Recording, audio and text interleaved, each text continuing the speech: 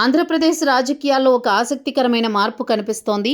తక్కువ vote bank, నామమాత్రపు ప్రజాబలం ఉన్నప్పటికీ ఏపీ పీసీసీ అధ్యక్షురాలు వైఎస్ షర్మిల నిరంతరం జనంలో ఉంటూ ఉనికిని చాటుకుంటున్నారు. ముఖ్యంగా కేంద్ర ప్రభుత్వం ప్రవేశపెట్టిన కొత్త ఉపాధి హామీ విధానం పేదల పొట్టకొట్టేలా ఉందంటూ ఆమె చేస్తోన్న ఉపాధి హామీ రక్షణ యాత్ర జిల్లాలో చర్చకు దారితీస్తోంది.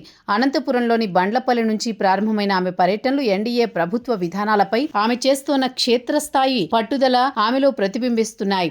షర్మిల ఒకవైపు ప్రజా సమస్యలపై గొంతెత్తుతుంటే మరోవైపు 40% ఓటు బ్యాంక్ ఉందని చెప్పుకునే వైసీపీ అధినేత జగన్ మాత్రం జనంలోకి రావడానికే వెనకాడుతున్నట్టు కనిపిస్తోంది.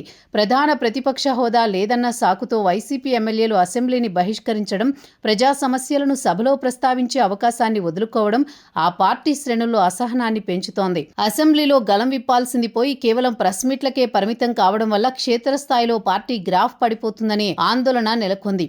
జగన్ మౌనం వెనుక మరో కోణం కూడా వినిపిస్తోంది. కేంద్రంలోని బీజేపీ ప్రభుత్వానికి వ్యతిరేకంగా మాట్లాడితే ఎక్కడ ఇబ్బందులు వస్తాయో అన్న భయంతోనే ఆయన సైలెంట్గా ఉంటున్నారనే విమర్శలు వెల్లువెత్తుతున్నాయి.